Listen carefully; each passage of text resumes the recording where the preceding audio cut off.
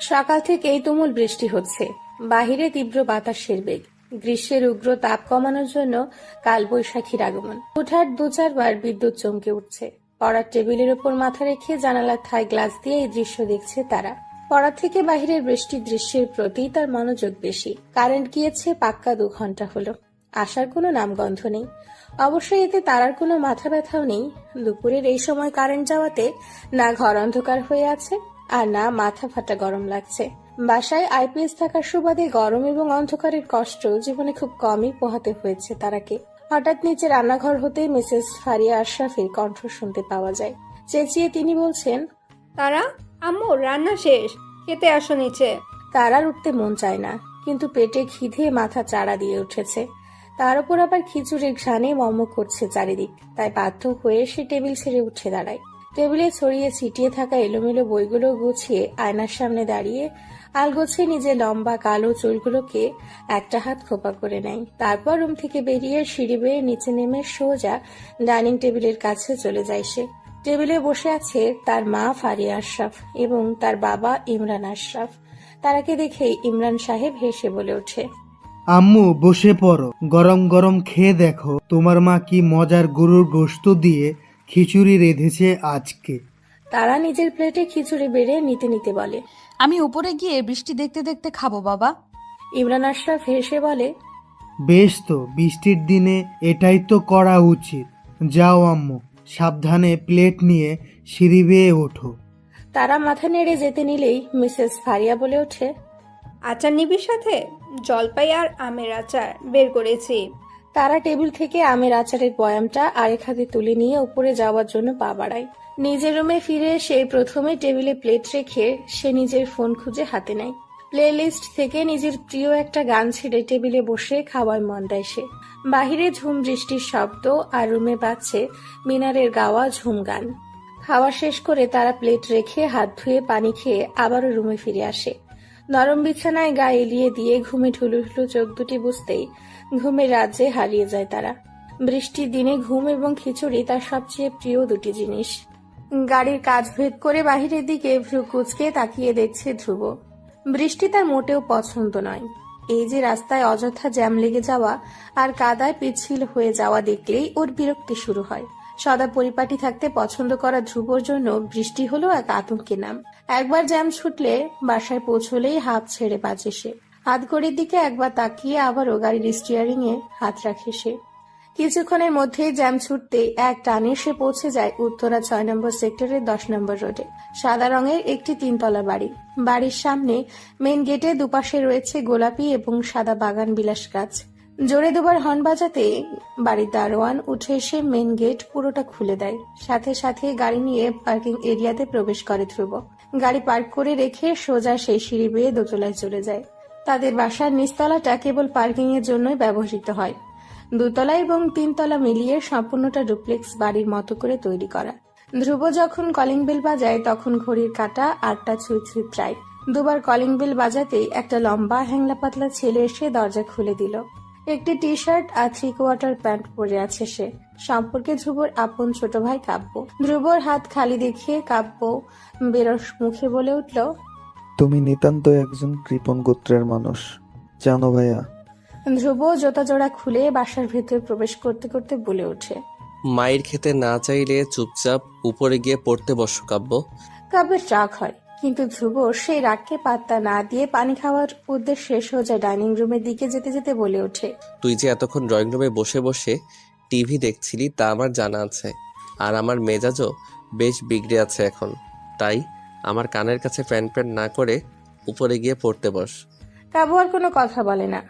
ধপধপ পা ফেলে সিঁড়ি বেয়ে উপরে চলে যায়। সোজা নিজের মার রুমের দরজায় গিয়ে নক করতে ভেতর থেকে মিসেস সালিহা বলে ওঠে, কে? কাব্য? কাব্যর সাথে সাথে দরজা নব ঘুরিয়ে রুমে প্রবেশ করে বিছানায় মায়ের সামনে বসে পড়ে। মিসেস সালিহা এশার নামাজ আদায় করে বিছানায় বসে ওজিফা পড়ছিলেন। কাব্যর সামনে এসে বসতেই তিনি ওজিফার বইটা একপাশে রেখে ছেলের মাথায় হাত দিয়ে প্রশ্ন করেন, ধ্রুব এসেছে, কলিং বেলের শব্দ পেলাম। কাব্য সামান্য অভিমান দেখিয়ে বলে ওঠে, তোমার বড় ছেলে বাসায় ফিরেছে, ও আর এসেই আমাকে অযথা বকাবকি শুরু করে দিয়েছে। সারাদিন অফিসে ছিল, হালকা মাথা তো গরম থাকবেই। তুই যা, গিয়ে পড়তে বস। কাব্য হতাশ গলায় বলে। কোনো পড়াশোনা করব না আজকে আমি। কালকে আমার জন্মদিন, তাই পড়াশোনার বিরুদ্ধে আমি অনশন ঘোষণা করছি। রুমে দরজার সামনে দাঁড়ানো ধ্রুব বলে ওঠে। পড়তে না বসার সব অজুহাত যত। ধ্রুবকে দেখতেই মিসেস সালিহা বলে ওঠে। আব্বা, গিয়ে ফ্রেশ হয়ে নে, আমি গিয়ে খাবার গরম করি, একসাথে খেতে বসবো। এটুকু বলেই মিসেস সালেহা বিছানা ছেড়ে নেমে চলে যায় খাবার গরম করতে। ধ্রুব নিজের রুমে চলে যায় গোসল করার জন্য। খাবারের টেবিলে বসে মিসেস সালেহা ধ্রুবকে উদ্দেশ্য করে বলে ওঠে। আব্বা, কালকে বাসায় থাকতে পারবি না? কাব্যর জন্মদিন, তোর খালামণিকে সপরিবারে দাওয়াত দিয়েছি। ধ্রুব খেতে খেতে জবাব দেয়। সকালে অফিসে যেতে হবে, ফ্যাক্টরিতেও কিছু কাজ জমা আছে, দুপুরের দিকে এসে পড়বো। কাব্য তার মায়ের দিকে তাকিয়ে বলে ওঠে। তোমার সুপুত্রকে বলে দাও আমার জন্য কোনো গিফট না আনলে আমার জন্মদিনে কোনো এন্ট্রি পাবে না সে। ধ্রুব প্লেটের দিকে তাকিয়ে সামান্য হাসে। কিছু না বলে চুপচাপ সে খাওয়া দাওয়া শেষ করে ওঠে। নিজের রুমে যাওয়ার আগে সে কাব্যের হাতে গাড়ির চাবি ধরিয়ে দিয়ে বলে। আমার ল্যাপটপের ব্যাগ গাড়িতে ফেলে এসেছি, তাড়াতাড়ি নিয়ে আয় তো। কাব্য নাক ফুলিয়ে পিটপিট করে ধ্রুবর দিকে তাকায়, তারপর বলে ওঠে। নিষ্ঠুর ভাই তুমি, কালকে আমার জন্মদিন আর আজকে তুমি আমাকে দিয়ে কাজ করাচ্ছ। ধ্রুব কোনো উত্তর না দিয়ে নিজের রুমে ফিরে যায়। কিছুক্ষণ পরে কাব্য হন্তদন্ত পায়ে ধ্রুব রুমে ঢুকে। ধ্রুব তখন রুমের জানালার সামনে দাঁড়িয়েছিল। কাব্য এসে ভাইকে জড়িয়ে ধরে বলে। থ্যাংক ইউ সো মাচ ভাইয়া। ধ্রুব সামান্য হাসে। কাব্যর পিঠ চাপড়ে দিয়ে প্রশ্ন করে। গিটার পছন্দ হয়েছে তোর? কাব্য হেসে বলে। অনেক বেশি। আমি কালকে অবশ্যই গিটারে সুর তুলে একটা গান গাবো তোমার জন্য। ধ্রুব কিছুটা সরে দাঁড়িয়ে আগের মতো গম্ভীর ভাব এনে বলে ওঠে। হয়েছে, গান গেতে হবে না আমার জন্য, নিজের রুমে যা, এখন রাত হয়েছে, ঘুমিয়ে পড়। কাব্য দাঁত কেলিয়ে হেসে ধ্রুবকে উদ্দেশ্য করে বলে ওঠে। তুমি যেহেতু আমার পছন্দের জিনিস আমায় উপহার দিয়েছো, সেহেতু আমিও তোমাকে একটা ছোট তথ্য জানাতে পারি। ধ্রুব ভ্রু উঁচু করে প্রশ্ন করে। কি তথ্য? কালকে তুমিও একটা সারপ্রাইজ পেতে চলেছো, কিন্তু কি সারপ্রাইজ সেটা জানানো মানা। এটুকু বলেই কাব্য দৌড়ে কক্ষ থেকে বেরিয়ে যায়। জানালার পাশে দাঁড়িয়ে থাকা ধ্রুব বিড়বিড় করে বলে। আমি আবার কি সারপ্রাইজ পাবো? ধ্রুব আর তেমন একটা মাথা ঘামায় না এই বিষয়ে। কাল সকালে তার তাড়াতাড়ি আবার উঠতে হবে, তাই চুপচাপ ঘুমিয়ে পড়ে সে। ধ্রুবর বাবা আফরান হোসাইন বছর 2 আগে মারা গিয়েছে। এরপর থেকে সম্পূর্ণ কোম্পানি ধ্রুবই সামলাচ্ছে। তার বাবা থাকাকালীনই ধ্রুব প্রায়ই অফিসে এবং ফ্যাক্টরিতে আসা যাওয়া করত। এই বাহানায় কাজ সম্পর্কে যথেষ্ট ধারণা আছে তার। কিন্তু যখন থেকে তার বাবা মারা গিয়েছে তখন থেকে কাজ নিয়ে আরো বেশি সিরিয়াস হয়ে পড়েছে সে। সবে মাত্র নিজের কেবিনে এসে বসেছে ধ্রুব। সকাল থেকে সাইটের কাজে দৌড়াদৌড়ি করে আপাতত সে বেশ ক্লান্ত। টেবিলের ওপর থাকা পানির গ্লাস থেকে ঢকঢক করে এক গ্লাস পানি পান করে নেয় সে। তারপর হাত ঘড়ির দিকে একবার তাকায় সে। 2টো বাজতে ঠিক 15 মিনিট বাকি। বাসায় ফিরতে হবে তার। জ্যামে না পড়লে মিরপুর থেকে উত্তরা যেতে তার সর্বোচ্চ 30 মিনিট সময় লাগবে। ধ্রুব বাসায় ফেরার জন্য উঠে দাঁড়ায়। এমন সময় তার মায়ের ফোন আসে। ফোন রিসিভ করতেই ওপাশ থেকে মিসেস সালিহা কিছু কথা বলে, যার জবাবে ধ্রুব শুধুমাত্র আচ্ছা বলে ফোন রেখে দেয়। একটা দীর্ঘশ্বাস ফেলে সে বেরিয়ে পড়ে। তারা ভার্সিটির দরজা দিয়ে বের হতে আশেপাশে তাকায়। আকাশের অবস্থা ভালো না, যে কোনো সময় বৃষ্টি নামতে পারে, সেজন্য সে তাড়াতাড়ি বেরিয়েছে। কিন্তু আশেপাশে তার গাড়ি কোথাও না দেখে ড্রাইভার জামাল ভাইকে ফোন দেওয়ার উদ্দেশ্যে ফোন বের করে সে। তখনই ফর্মাল গেটআপে তার সামনে এসে দাঁড়ায় ধ্রুব। গম্ভীর স্বরে বলে ওঠে। জামাল ভাই আসেনি, আমার সাথে চল। তারা হঠাৎই ধ্রুবর কণ্ঠ শুনে চমকে যায়। চোখ তুলে একবার ধ্রুবকে মাথা থেকে পা পর্যন্ত পরখ করে নেয়, তারপর বলে। তুমি কখন আসলে? ধ্রুব ব্যস্ত চোখে আকাশের দিকে তাকিয়ে বলে ওঠে। 20 মিনিট ধরে দাঁড়িয়ে আছি, তাড়াতাড়ি চল, বৃষ্টি নামলে জ্যামের মধ্যে পড়তে হবে। কথাটুকু বলে ধ্রুব রাস্তা পার হওয়ার জন্য উদ্যত হয়। তারাও তার পিছু পিছু আর কোনো কথা না বলে হাঁটা ধরে। ধ্রুব হঠাৎ থেমে পেছনে ফিরে তারার দিকে তাকায়। তারপর এগিয়ে গিয়ে তারার হাত ধরে রাস্তা পার করে গাড়ির কাছে আসে। দুজনেই গাড়িতে উঠে বসতেই তারা মনে মনে বলে ওঠে। কেয়ারিং ধ্রুব ভাইয়া। ধ্রুব একবার ঘাড় ঘুরিয়ে তারার দিকে তাকায়, তারপর সোজা তাকিয়ে স্টিয়ারিং এ হাত রেখে বলে ওঠে। সিট বেল্ট বেঁধে নে। তারা আর কোনো কথা না বলে সিট বেল্ট বেঁধে নেয়। পরপরই ধ্রুব গাড়ি স্টার্ট দেয়। তারা ধ্রুব যখন ধ্রুবদের বাসায় পৌঁছায় তখন প্রায় 3টা বাজে। ধ্রুব বাসায় ফিরতেই উপরে নিজের রুমে চলে যায় ফ্রেশ হতে। তারা লিভিং রুমে এসে সবার আগে মিসেস সালেহাকে জড়িয়ে ধরে বলে। সরি খালামণি, লেট হয়ে গেল। মিসেস সালেহা বলে, আপাতত তুই আগে গিয়ে ফ্রেশ হয়ে নে, কত বেলা হয়ে গিয়েছে। ধ্রুব আর তোকে একসাথে খেতে দিই, আয়। এটুকু বলেই মিসেস সালেহা ব্যস্ত পায়ে রান্নাঘরের দিকে যায়। তারার মা মিসেস ফারিয়া ও বোনের সাথে রান্নাঘরের দিকে যায়। লিভিং রুমে বসে আছে আপাতত তারার বাবা এবং কাব্য। কাব্যকে দেখে তারা এগিয়ে যায় তার দিকে। কাব্য মুখ ভার করে বলে, দ্যাটস নট ডাউন আপু, আমার জন্মদিনে তুমি সবার লেট এসেছো। তারা কিছুটা চোখ ছোট করে বলে ওঠে, তোর জন্য স্পেশাল গিফট নিতে গিয়েই তো দেরি হয়ে গেল। কাব্য সন্দিহান গলায় প্রশ্ন করে। তারা কাব্যকে নিজের হাতের গিফট প্যাক করা ব্যাগটা দেখিয়ে ফিসফিসিয়ে বলে, তোর জন্য রিমোট কন্ট্রোলার কিনেছি ভিডিও গেমস খেলার জন্য। ভিডিও গেমসের কথা শুনতেই কাব্যের চোখ চিকচিক করে ওঠে। সে খুশিতে আত্মহারা হয়ে বলে ওঠে। সত্যি? তারার সামনে তাকিয়ে দেখে তার বাবা লিভিং রুমে নেই, হয়তো তাদের কথার মাঝখানেই চলে গিয়েছে।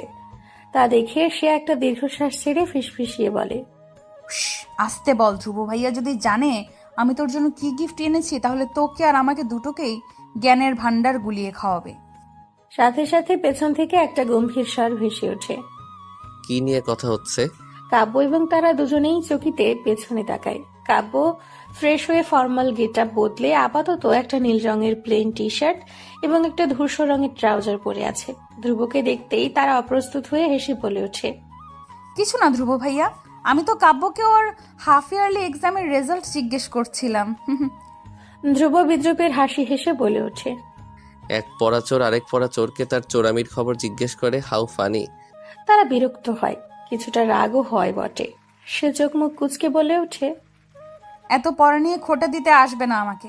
অন্যকে নিয়ে বিদ্রুপ করলে আল্লাহ নারাজ হন, পরে দেখা যাবে তোমার কপালটাই বিশ্ব সেরা পড়াচোর জুটলো। তারার কথা শুনে সাথে সাথে কাব্য দুই হাত তুলে বলে ওঠে, সুম্মা আমিন। ধ্রুব হালকা চোখ গরম করে তাকায় দুজনের দিকে। তখনই মিসেস সালেহা ধ্রুব আর তারাকে খাওয়ার জন্য ডাকে। ধ্রুব আর কোনো কথা না বলে সেখান থেকে প্রস্থান করে। কাব্য একগাল হেসে তারার পাশে দাঁড়িয়ে বলে ওঠে, আজকে তুমিও একটা সারপ্রাইজ পাবে, কিন্তু কি সারপ্রাইজ সেটা বলা মানা। তারা ভ্রু কুঁচকে কাব্যের দিকে তাকিয়ে প্রশ্ন করে, যদি বলা মানাই হয় তাহলে আগে বলে আমার মনে কৌতূহল জাগালি কেন? কাব্য দাঁত বের করে হেসে সেখান থেকে প্রস্থান করে। তারা মনে মনে বলে, আমি আবার কি সারপ্রাইজ পাবো? সন্ধে সকলে লিভিং রুমে বসে আছে। মিসেস সালেহা এবং ফারিয়া সকলকে নাস্তা পরিবেশন করতে ব্যস্ত। একপাশে সোফায় বসে ইমরান সাহেব এবং ধ্রুব ব্যবসার বিষয়ে কথাবার্তা বলছে। অপর পাশে সোফায় বসে তারা এবং কাব্য ধ্রুব রানা গিটার বাজানোর চেষ্টায় মগ্ন। এর মাঝেই কলিং বেলের শব্দ ভেসে আসে। ধ্রুব উঠে গিয়ে দরজা খুলে। কাব্যের জন্য কেক অর্ডার করেছিল সে, রেড ভেলভেট ফ্লেভারের। সেটাই ডেলিভারি এসেছে। ধ্রুব লিভিং রুমের মাঝখানে থাকা টি টেবিলের ওপরে এনে কেক রাখে। কেকের ওপরে সুন্দর করে লেখা, হ্যাপি 14th বার্থডে কাব্য। কাব্য সহ সকলেই উঠে টেবিলের সামনে এসে দাঁড়িয়েছে। কাব্য কেক কেটে সবার আগে নিজের মাকে এবং পরে ধ্রুবকে খাইয়ে দেয়। এক এক করে সবাইকে কেক খাওয়ানোর পর তারার সামনে আসতেই তার মনে পড়ে তারা রেড ভেলভেট ফ্লেভারে অ্যালার্জি। কাব্য মন খারাপ করে বলে, শিট, সরি আপু, আমি ভুলেই গিয়েছিলাম যে তুমি রেড ভেলভেট ফ্লেভার খাও না। তারা হেসে কাব্যর হাত থেকে কেক নিয়ে তাকে খাইয়ে দিতে দিতে বলে, আমি খাই না, কিন্তু তোকে তো খাইয়ে দিতেই পারি। কাব্য কেক মুখে নিয়ে হেসে ফেলে। কেক খাওয়ার পর্ব শেষ হতেই কাব্য সবার আনা গিফট খুলে দেখতে বসে পড়ে। তারা তখন সবার আড়ালে লিভিং রুম থেকে বেরিয়ে ডাইনিং রুমে এসে পড়ে। চেয়ার টেনে বসে গ্লাসে পানি ঢেলে খেতে নেয়। তখনই ধ্রুব তার পাশে এসে দাঁড়ায়। ধ্রুবকে দেখে তারা ভ্রু উঁচু করে প্রশ্নবোধক দৃষ্টিতে তাকায়। ধ্রুব কোনো কথা না বলে হাতে থাকা একটা প্যাকেট তারার সামনে টেবিলে রাখে। তারা কিছু না বলে হাত থেকে গ্লাস রেখে প্যাকেটটা খুলে দেখে। সাথে সাথে সে অবাক হয়ে যায়। প্যাকেটের ভেতর তারার প্রিয় ব্ল্যাক ফরেস্ট ফ্লেভারের পেস্ট্রি। তারা ধ্রুবকে ধন্যবাদ জানাবে তার আগেই ধ্রুব সেখান থেকে প্রস্থান করতে করতে বলে ওঠে, হা করে না থেকে তাড়াতাড়ি খেয়ে নে। তারা ধ্রুব যাওয়ার দিকে তাকিয়ে রয় কিছুক্ষণ। পরপরই সে বিড়বিড়িয়ে বলে, থটফুল ধ্রুব ভাইয়া। এটুকু বলে সে খুশি মনে পেস্ট্রি খেতে থাকে। হঠাৎ কাব্য সেখানে উপস্থিত হয়। তার মুখে এক রাশ হাসি। সে হাসি মুখে বলে ওঠে, আম্মু ডাকছে তোমাকে, চলো। তারা একবার কাব্যর দিকে তাকায়, আবারও নিজের হাতের আধা খাওয়া পেস্ট্রির দিকে তাকায়। সে পেস্ট্রি হাতে নিয়েই উঠে কাব্যের সাথে লিভিং রুমে যায়। তারাকে দেখতেই মিসেস সালিহা হেসে বলে ওঠে, বস তুই। তারা চোখ বুলিয়ে দেখে সবাই এই মুহূর্তে লিভিং রুমে উপস্থিত। সকলেই হাসি মুখে তার দিকেই তাকিয়ে আছে। ধ্রুব চুপচাপ সোফায় বসে কফির মগে চুমুক দিচ্ছে। তারা আর কোনো কথা না বলে ধ্রুবর পাশে বসে পড়ে। পেস্ট্রি মুখে দিতে দিতে সে বলে ওঠে, খালামণি কি বলতে ডেকেছো? মিসেস সালেহা কোনো ভনিতা না করে স্পষ্ট বলে ওঠে, আমরা বড়রা মিলে সিদ্ধান্ত নিয়েছি তারাকে আমার ধ্রুবর বউ হিসেবে আনবো। মিসেস সালেহার কথার সাথে সাথে একজোড়া গলার কাশির শব্দ ভেসে আসে। ধ্রুব এবং তারা দুজনের গলায় কফি এবং পেস্ট্রি আটকে গিয়েছে। মিসেস সালেহা এবং ফারিয়া ব্যস্ত হয়ে পড়ে। দুজনে এসে ধ্রুব এবং তারার পিঠে হাত বুলিয়ে দিতে থাকে। কাব্য টি টেবিলের উপর থেকে দুটি পানির গ্লাস তাদের দিকে এগিয়ে দিয়ে বলে, আমি আগে থেকেই জানতাম এদের রিয়াকশন এরকমই হবে, তাই আমি আগে থেকেই প্রিপারেশন নিয়ে রেখেছিলাম। ধ্রুব এবং তারা পানি খেয়ে কিছুটা শান্ত হতেই একসাথে বলে ওঠে, কি কি সিদ্ধান্ত সিদ্ধান্ত নিয়েছো নিয়েছো তোমরা? তোমরা? কথাটা বলেই দুজন দুজনের দিকে তাকায়। কাব্য হেসে বলে ওঠে, তোমাদের বিয়ে দেওয়ার সিদ্ধান্ত নেওয়া হয়েছে। তোমাদের উচিত এই সিদ্ধান্তে খুশি হওয়া। বার্থডে আমার, অথচ সারপ্রাইজ তোমরা পাচ্ছ। ধ্রুব সাথে সাথে বলে ওঠে। ইম্পসিবল। তারাও একই স্বরে চেঁচিয়ে ওঠে। অসম্ভব। মিসেস সালেহা কাব্যর দিকে চোখ পাকিয়ে তাকায়। কাব্য আর কোনো কথা বলে না, কিন্তু ধ্রুব এবং তারার দিকে তাকিয়ে মিটমিটিয়ে হাসতে থাকে। তারার বাবা ইমরান সাহেব গলা খাকারি দিয়ে বলে ওঠে, হঠাৎ এই কথা শুনে তোমাদের অবাক হওয়াটা স্বাভাবিক, কিন্তু আমরা বেশ ভেবেচিন্তে এই সিদ্ধান্ত নিয়েছি। তোমাদেরও ভাবার জন্য সময় দেওয়া হবে, আর তোমরাও স্বাধীনভাবে নিজেদের মতো জানাতে পারো, কারণ আমরাই তোমাদের উপর নিজেদের সিদ্ধান্ত চাপিয়ে দিচ্ছি না। তারা কিছু বলতে নিবে তার আগেই তার মা মিসেস ফারিয়া বলে ওঠে, কিন্তু নিজেদের মত জানানোর আগে অবশ্যই এই বিষয়ে একবার ভেবে দেখবি তোরা। মিসেস ফারিয়ার কথা শুনে তারা আর কিছু বলতে পারে না। সে আর চোখে ধ্রুবর দিকে তাকায়। ধ্রুব তার দিকেই তাকিয়েছিল। চোখে চোখ পড়তে ধ্রুব আসছি বলে সেখান থেকে কেটে পড়ে। হঠাৎ বিয়ের কথা উঠায় তারাও বেশ অস্বস্তি এবং লজ্জায় পড়ে গিয়েছে। সে অজুহাত দেখিয়ে সেখান থেকে প্রস্থান করে তাড়াতাড়ি। বড়রা তাদের আর বাধা দেয় না। সকলের চোখের অগোচরে তারা ধ্রুবদের ছাদে এসে পড়ে। এই মুহূর্তে সকলের নজর থেকে পালানোর জন্য এর থেকে ভালো জায়গা আর মাথায় আসছে না। ছাদে আসতেই এক দমকা বাতাস অনুভব করে সে, যার থেকে মূলত পালানোর জন্য সে ছাদে এসেছিল। সেও ছাদের এক কোণে দাঁড়িয়ে আছে রেলিং এ হাত ঠেকিয়ে। ধ্রুবকে পেছন থেকে দেখে তারা একবার ভাবে চলে যাবে, কিন্তু পরে নিজে জড়তা কাটিয়ে সে এগিয়ে গিয়ে কিছুটা দূরত্ব বজায় রেখে ধ্রুবর পাশে দাঁড়ায়। স্পষ্ট গলায় প্রশ্ন করে, তুমিও জানতে না এই বিষয়ে আগে থেকে? ধ্রুব তাকায় না তারার দিকে, তার প্রশ্নের উত্তরও দেয় না। উল্টো শান্ত স্বরে পাল্টা প্রশ্ন করে, তোর মত আছে? তারা যেন একটু আগে লিভিং রুমে ঘটে যাওয়া ঘটনার তুলনায় ধ্রুবর এই প্রশ্নে বেশি বিস্মিত হয়। কি উত্তর দিবে তা নিয়ে হঠাৎ দ্বিধায় পড়ে যায়। ধ্রুব একইভাবে আবারও প্রশ্ন করে। Yes or no? তারা এবার এক রাশ লজ্জা এবং অস্বস্তি নিয়ে উত্তর দেয়, না। সাথে সাথে ধ্রুব সোজা হয়ে দাঁড়ায়। তারার দিকে তাকিয়ে তার চোখে চোখ রাখে। তারা এতে কিছুটা অপ্রস্তুত হয়ে পড়ে। একটু আগের ঘটনার পর থেকে তার ধ্রুবর সামনে আসতে কিছুটা লজ্জা লাগছে তারার। ধ্রুব এবার বলে ওঠে, কালকের মধ্যে সব আবার আগের মতো হয়ে যাবে। জোর করে বিয়ের পক্ষে আমিও নেই। খালামণি আর খালুর সাথেও আমি কথা বলে নিব, তুই চিন্তা করিস না। বলেই ধ্রুব আর সেখানে এক মুহূর্ত অপেক্ষা করে না, বড় বড় পা ফেলে প্রস্থান করে। তারা মনে মনে বলে ওঠে, জেন্টলম্যান ধ্রুব ভাইয়া। রাত 10:54। মিসেস সালেহা নিজের রুমে শুয়ে আছেন। হঠাৎ দরজায় নখের শব্দ শুনে তিনি উঠে বসেন। বালিশের পাশ থেকে চশমাটা চোখে পড়তে পড়তে বলে ওঠেন, ভেতরে আয়। ধ্রুব দরজা খুলে ভেতরে প্রবেশ করে। ধীর পায়ে এসে নিজের মায়ের সামনে বসে। সে কিছু বলতে নিবে তার আগে মিসেস সালেহা বলেন, আমি জানি তুই কি বলতে এসেছিস। ধ্রুব প্রশ্নবোধক দৃষ্টিতে তাকায় মায়ের দিকে। মিসেস সালেহা একইভাবে আবারও বলেন, বিয়ের জন্য না করতে এসেছিস তো? ধ্রুব ধীর স্বরে জানায়, তারার মতো নেই। আর তাছাড়াও বিষয়টা আমার কাছে খুব অদ্ভুত লাগছে। তারাকে আমি কখনো ওই নজরে দেখিনি, না ওকে নিয়ে ভেবেছি। এখন হঠাৎ করে কিভাবে ওকে নিয়ে ভাবি। মিসেস সালেহা যেন ধ্রুবর এই ধরনের কথার জন্য প্রস্তুতি ছিলেন। তিনি স্বাভাবিক ভঙ্গিতে বলেন, এই সিদ্ধান্তটা মূলত তোর খালুরই। আমি আর তোর খালামণি কেবল এতে একমত হয়েছে। ধ্রুব সামান্য চিন্তিত ভঙ্গিতে বলে, আমার বিয়ে নিয়ে ভাবছো তা মানা যায়, আমি আপত্তি করিনি, কিন্তু তারা সবেমাত্র অনার্স করছে, এখনই ওর বিয়ে নিয়ে কেন ভাবছো তোমরা? 3 মাস আগে তোর খালু যে হার্ট অ্যাটাক করেছিল, মনে আছে তোর? ধ্রুব মাথা নেড়ে হ্যাঁ বলে। মিসেস সালেহা বলেন, তারপর থেকে ইমরান ভাই মূলত তারার বিয়ের কথা নিয়ে ভাবছেন। ওনার শরীরের অবস্থা যে খুব একটা ভালো না তা তোরও অজানা নয়। আর ওনার পরিচিতির মধ্যে পাত্র হিসেবে তোকে একমাত্র ওনার ভালো লেগেছে। যেহেতু তোর আর তারার কারোরই ব্যক্তিগত কোনো পছন্দ নেই, তাই আমাদেরও মনে হচ্ছে তোদের বিয়ে হওয়াটাই উত্তম। মিসেস সালেহা থামে, ছেলের দিকে তাকায়। একদণ্ড থেমে তিনি আশাবাদী হয়ে ছেলের হাত নিজের হাতের মুঠোয় নেয়। আবারও বলতে শুরু করে, বিয়ের আগ পর্যন্ত একটা মেয়ের সমস্ত দায়িত্ব তার বাবার উপর থাকে, কিন্তু বিয়ের পর তার সব দায়িত্ব তার স্বামীর উপর এসে পড়ে। আর এই দায়িত্বটা থাকে বাকি সম্পূর্ণ জীবনের। তারার জন্য ইমরান ভাই তোকে পছন্দ করেছেন, মানে ওনার তোর উপর ভরসা আছে। ধ্রুব চুপচাপ সব শুনে। মায়ের কথার পিঠে সে আর কথা খুঁজে পায় না। নিজের রুমে ফিরে আসে সে। বিছানায় গা এলিয়ে দিয়ে চোখ বুজে রায়। গভীরভাবে অনেকক্ষণ ধরে কিছু একটা চিন্তা করে সে। তারপর চটজলদি চোখ মেলে ফোন হাতে নিয়ে কন্ট্যাক্ট লিস্টে যায়। একটা মেসেজ পাঠিয়ে আবার আগের ভঙ্গিতে চোখ বুজে শুয়ে রায়। We need to talk, wait for me tomorrow after finishing your class, I will pick you up. মেসেজটা পড়ে তারা একবার সময়টা দেখে নেয়। ঘড়ির কাঁটা প্রায় 12টা ছুঁই ছুঁই। এই সময় সাধারণত ধ্রুব কখনো তাকে মেসেজ বা কল করেনি ইতিপূর্বে।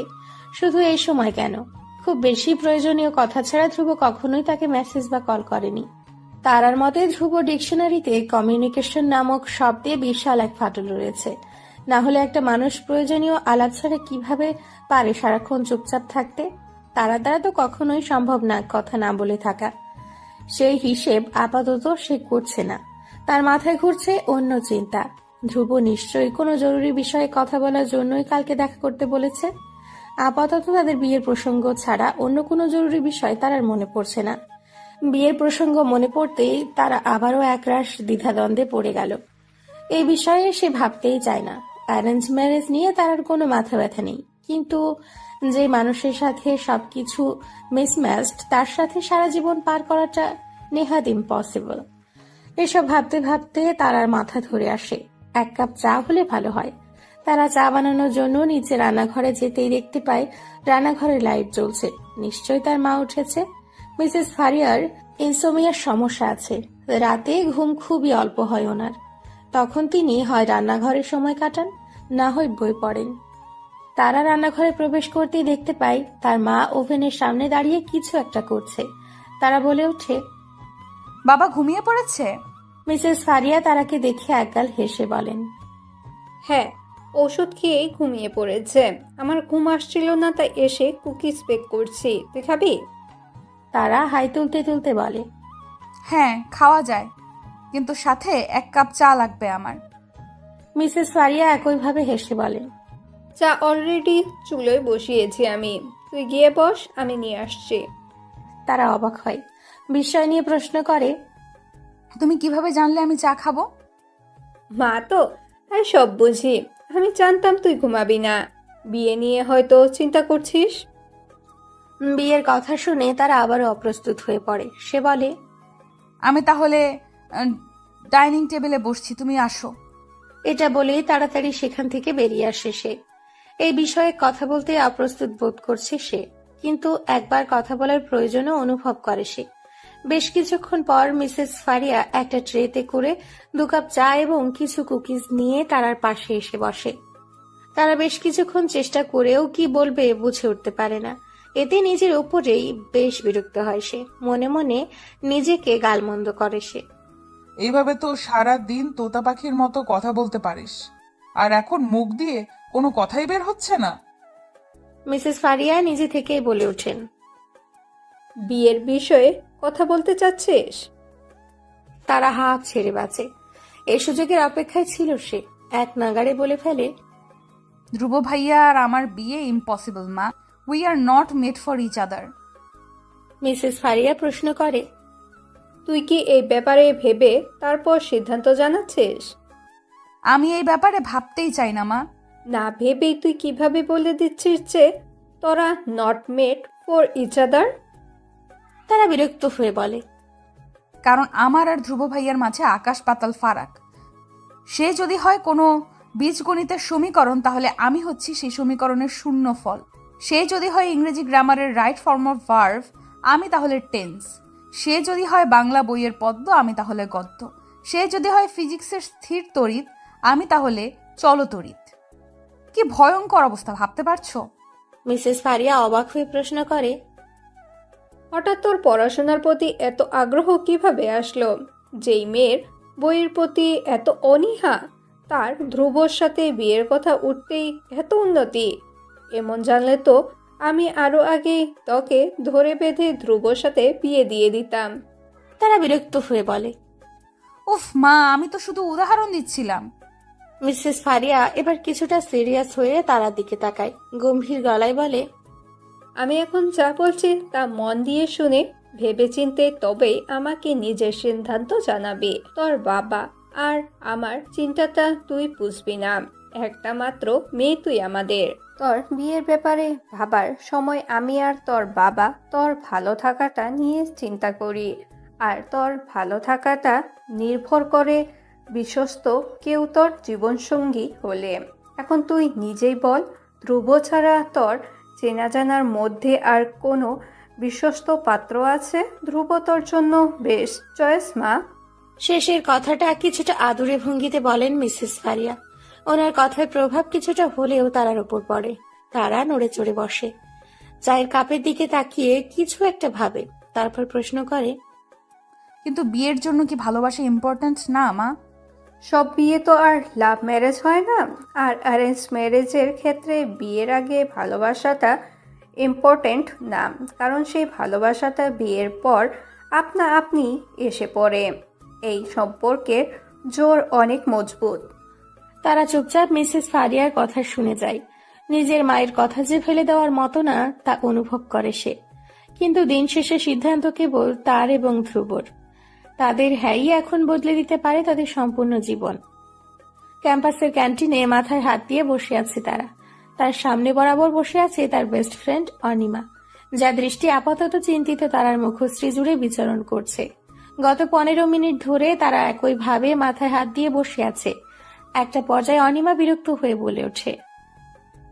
তোকে দেখি মনে হচ্ছে তোর জামাই পটল তুলেছে, আর সেই চোখে তুই জনম দুঃখিনী মাথায় হাত দিয়ে বসে আছিস।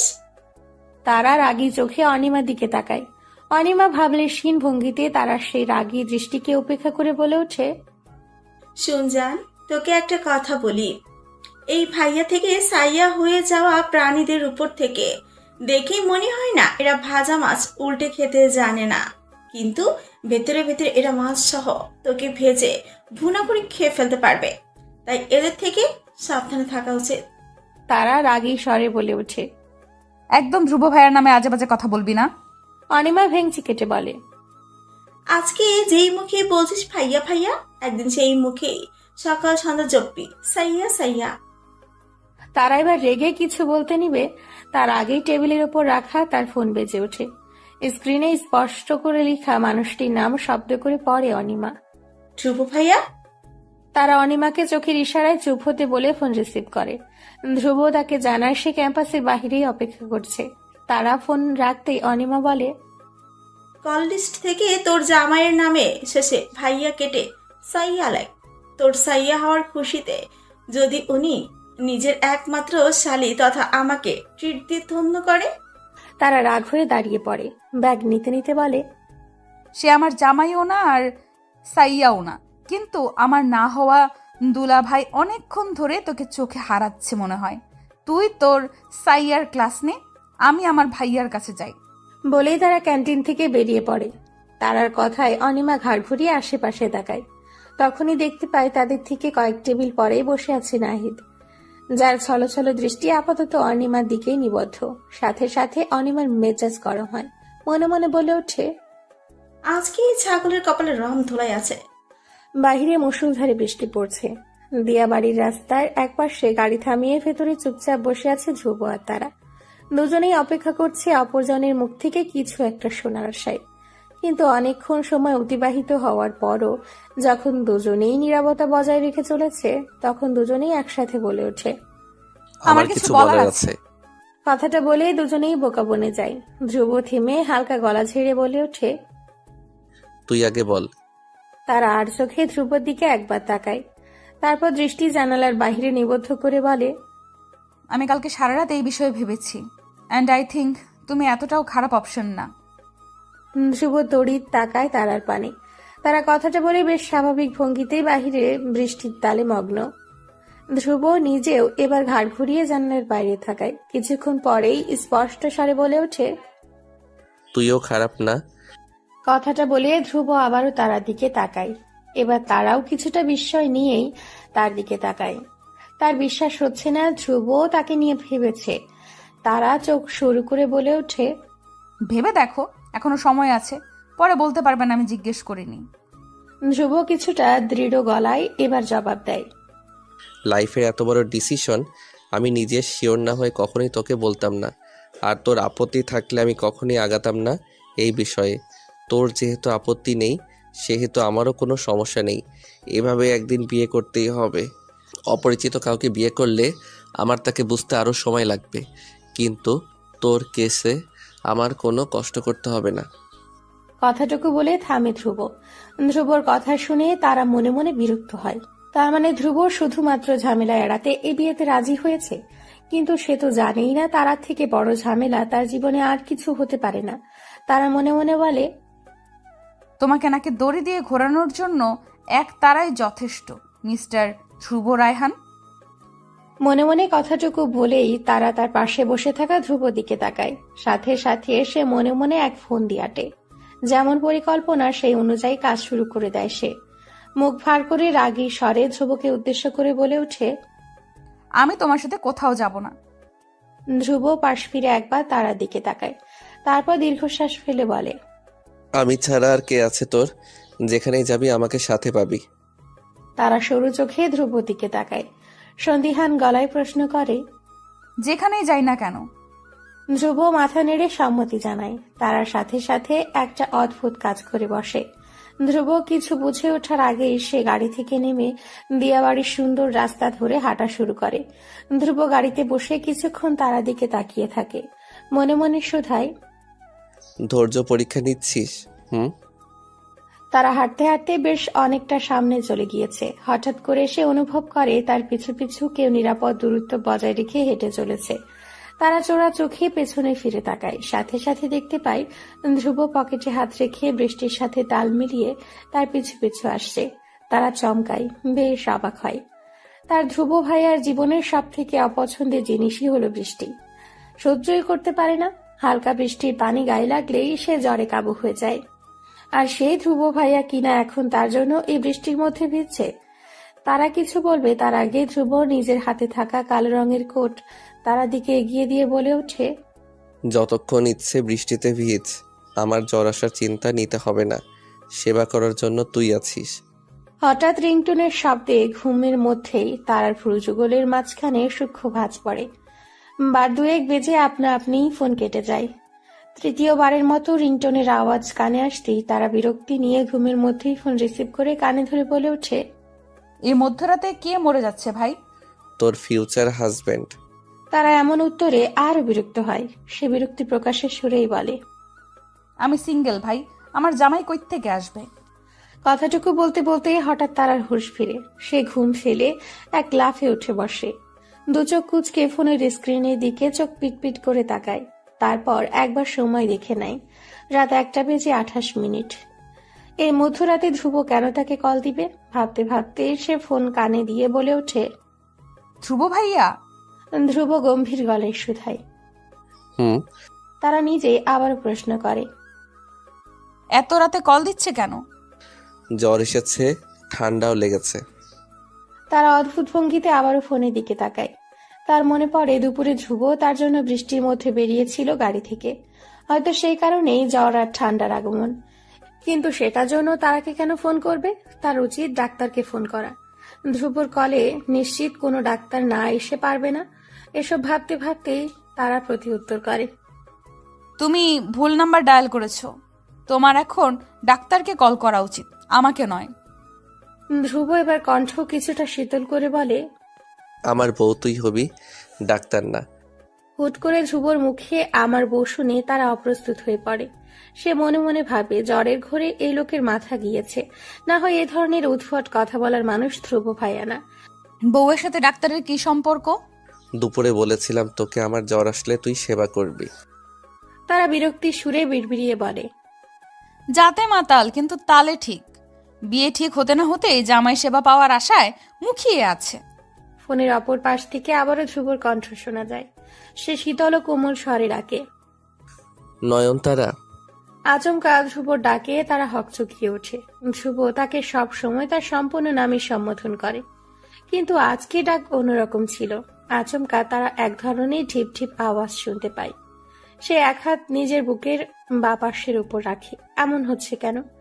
এই অনুভূতির সাথে সে পূর্ব পরিচিত নয়। নিজেকে সামলে নিয়ে ধীর স্বরে উত্তর দেয়, হ্যাঁ।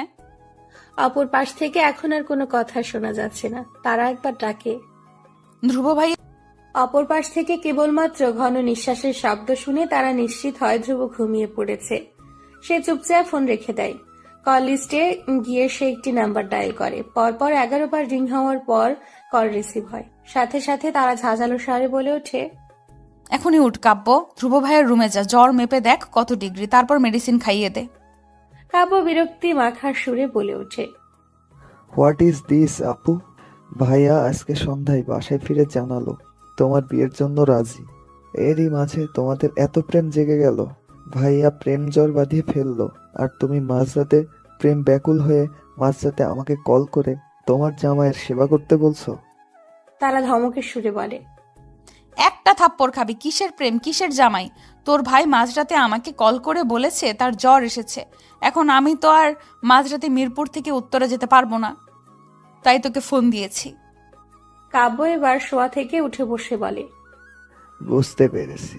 আমি আরো তোমাদের বিয়ের পক্ষে ছিলাম, কারণ আমার মনে হয়েছে বিয়ের পর আমার দল ভারী হবে। কিন্তু এখানে তো সিনেমার টাইটেলই বদলে গেল। আমার এখন মনে হচ্ছে তুমি আর ভাইয়া এক টিমে চলে যাবা, আর আমি একা থেকেই যাব। তারা বিরক্ত হয়ে ফোন কেটে দিয়ে আবারও ভিডিও কল দেয় কাব্যকে। কাব্য ফোন রিসিভ করতেই তারা বলে, ওঠ, আমার সামনেই এখন যা, গিয়ে তাড়াতাড়ি ধ্রুব ভাইয়ার জ্বর মেপে ওষুধ দে। কাব্য মাথায় হাত দিয়ে বলে ওঠে, সাংঘাতিক অবস্থা আপু। তুমি মাঝরাতে ভাইয়াকে দেখার জন্য ভিডিও কলও দিচ্ছ। গতকালও তো তুমি বিয়ের বিরুদ্ধে ছিলে, আর আজকেই এই হাল। তারা রাগ দেখিয়ে বলে। তুই যাবি? সাথে সাথে কাব্য নেমে রুম থেকে বেরিয়ে ধ্রুব রুমের সামনে যায়। দরজার নব ঘুরিয়ে রুমে প্রবেশ করে দেখে ধ্রুব বিছানায় উপুর হয়ে ঘুমিয়ে আছে। তার বালিশের একপাশে ফোন রাখা। কাব্য ইচ্ছে করেই নিজের হাতের ফোনটা বেডসাইড ক্যাবিনেটে এমন ভাবে রাখে যেন তারা ধ্রুবকে দেখতে পায়। আচমকা ফোনের স্ক্রিনে ধ্রুবর মুখশ্রী ভেসে উঠতেই তারার মায়া হয়। ধ্রুব চেহারা দেখে স্পষ্ট বোঝা যাচ্ছে বেচারা জ্বরের সম্পূর্ণ কাবু। তারা মনে মনে দুপুরে ধ্রুব ধৈর্য পরীক্ষা নেওয়ার জন্য আফসোস করে। হঠাৎ তারা লক্ষ্য করে সদা পরিপাটি ফর্মাল গেটআপে দেখা ধ্রুব ভাইয়াকে এখন এমন উস্কো খুস্কো অবস্থায় দেখতে বেশ আদরে লাগছে। ঠান্ডায় লাল হয়ে থাকা নাক, উস্কো খুস্কো চুল সবকিছু তারার মনকে এলোমেলো করে দিচ্ছে। তারা নিজেকে সামলে নিয়ে মনে মনে বলে, বেহায়া মেয়ে, নিজেকে সামলা। তখনই ফোনের অপর পাশ থেকে কাব্য বলে, ও মাই গড, 104 ডিগ্রি। আপু আমি এখন ফোন রাখছি, ভাইয়াকে ডেকে তুলে ওষুধ দিচ্ছি, জলপুতিও দিতে হতে পারে। তারাকে আর কিছু বলার সুযোগ না দিয়েই কাব্য কল কেটে দেয়। তারা বসে বসে দাঁত দিয়ে নখ কাটতে কাটতে ধ্রুবর জন্য চিন্তা করতে থাকে। হঠাৎ সে উপলব্ধি করে সে হুট করেই ধ্রুবকে নিয়ে বেশি ভাবছে। আগে তো কখনো এমন হয়নি। তার মা বলেছিল বিয়ের পর স্বামী স্ত্রীর মধ্যে মায়া ভালোবাসা আপনা আপনি এসে পড়ে, কিন্তু তাদের তো এখনো বিয়ে হয়নি। তারা আবার নিজেকে শাসায়, নো তারা, এসব প্রেম ভালোবাসায় পড়ে কোমর ভাঙা যাবে না এখনই, পরে আজীবন আর উঠে দাঁড়াতে পারবি না। জান, ট্রাস্ট মি, সুমাইয়ার সাথে আমার কিচ্ছু নেই। তুমি ভুল শুনছো। অনিমা তেলে বেগুনে জ্বলে উঠে নাহিদের কথা শুনে ঝাঁঝালো স্বরে বলে, তুই কি বোঝাতে চাচ্ছিস? আমি কানে ঠিকঠাক শুনি না? নাহিদ বোঝানোর ভঙ্গিতে বলে, তুমি আবার ভুল বুঝছ। তোর সাথে আমার ব্রেকআপ ফাইনাল। আর জীবনে যদি আমার আশেপাশে ঘুরঘুর করতে দেখি তো তোর 14 পুরুষের নাম ভুলিয়ে দিব কেলানি দিয়ে। এইটুকু বলে অনিমা হনহনিয়ে বেরিয়ে যেতে নিয়ে আবারও ফিরে এসে নাহিদের সামনে দাঁড়িয়ে বলে ওঠে, আর যেহেতু ব্রেকআপ ফাইনাল সেহেতু তোর সাথে 2 মাসের প্রেমের রিভিউ দিয়ে যাই। প্রথমত, তুই জীবনে নিজের চেহারা আয়না দেখেছিস?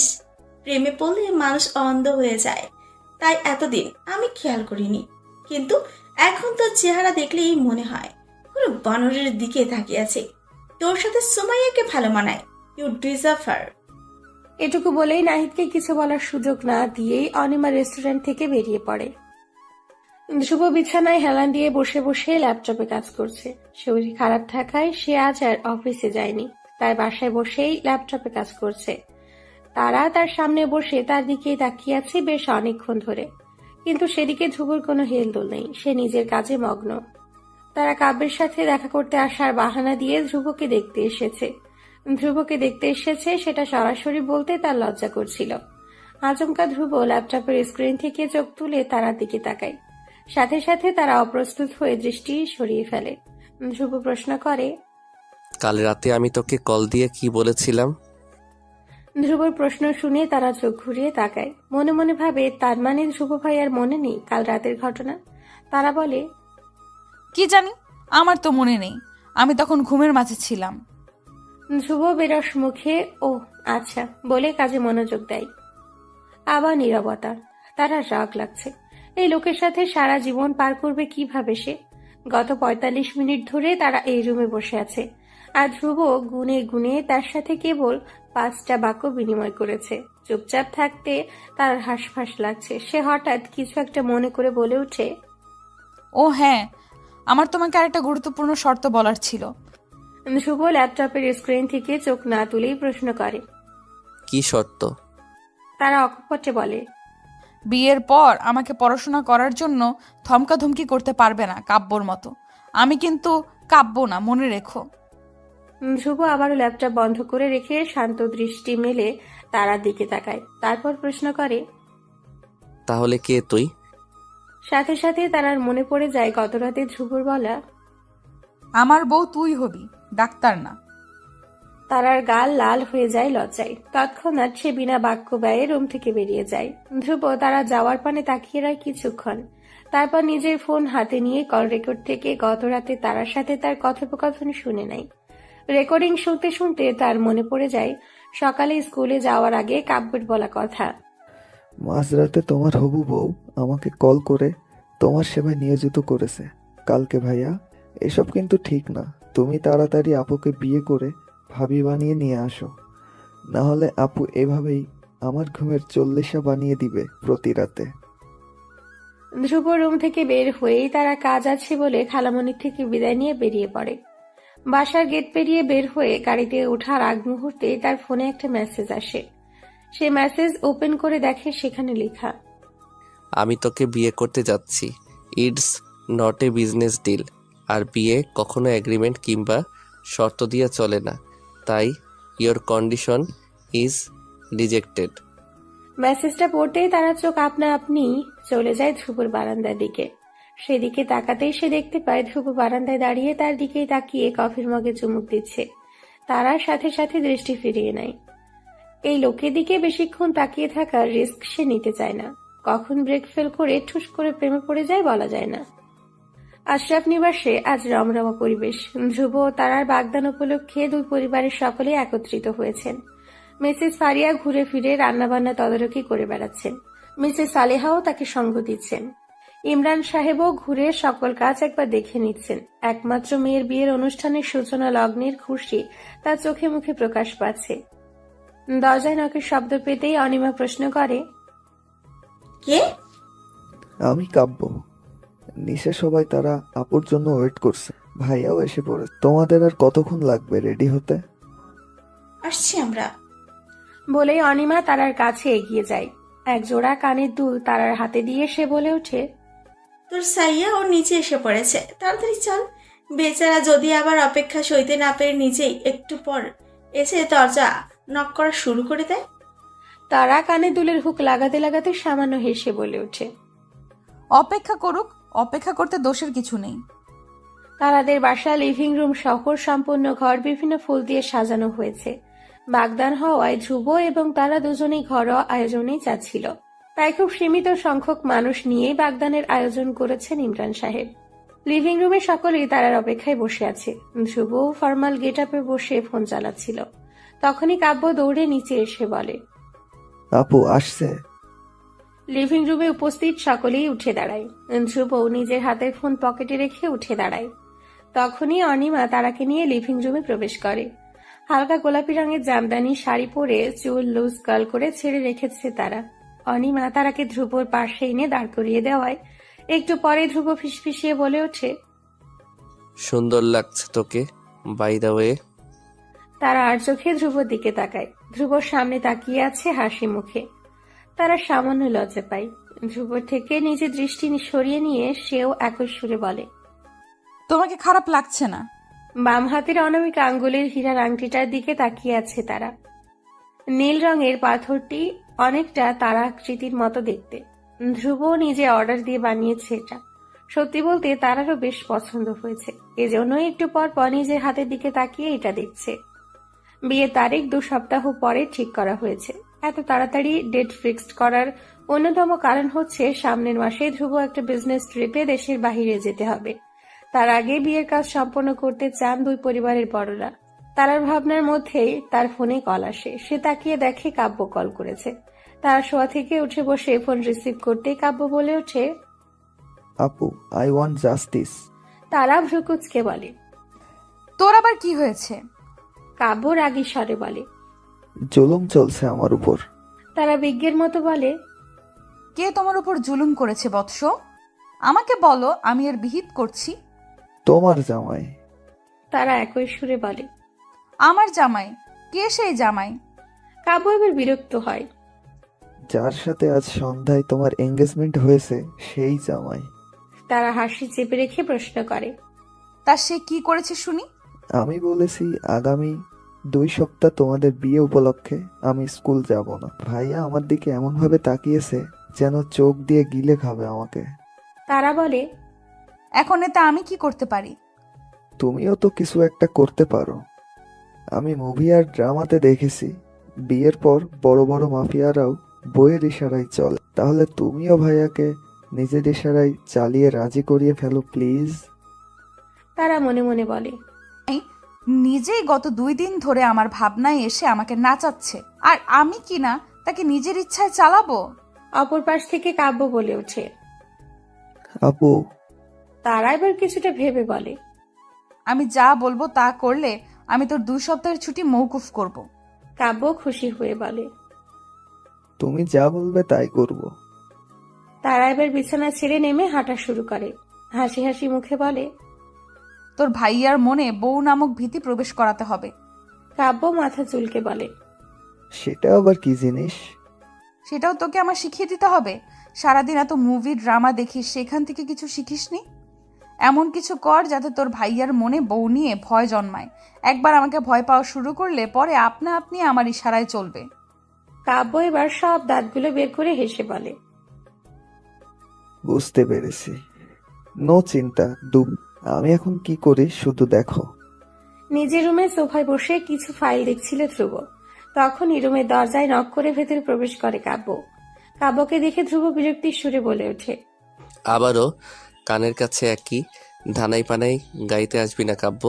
এইভাবেই লাস্ট সেমিস্টারে ডাব্বা মেরেছিস, এখন আবার কোন মুখে 2 সপ্তাহের ছুটি চাস? কাব্য ধ্রুবর পাশে বসতে বসতে বলে ওঠে, আমি সেজন্য আসিনি ভাইয়া, আমি আরো গুরুত্বপূর্ণ কাজে এসেছি। ধ্রুব আর চোখে কাব্যের দিকে তাকায়।